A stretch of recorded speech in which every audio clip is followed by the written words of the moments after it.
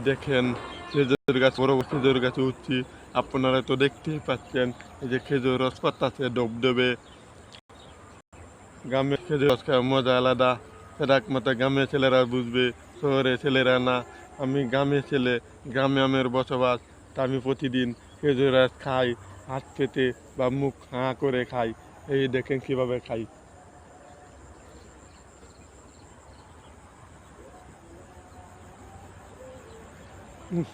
এক ফোঁটা পড়ে গেছে, এই মিষ্টি লাগতেছে, আহা কি সুন্দর স্বাদ।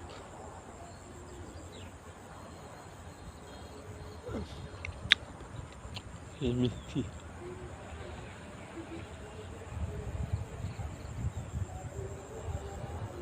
বারবার খেতে মন চাইতেছে, তা আমি বারবার খেতে খাইতেছি।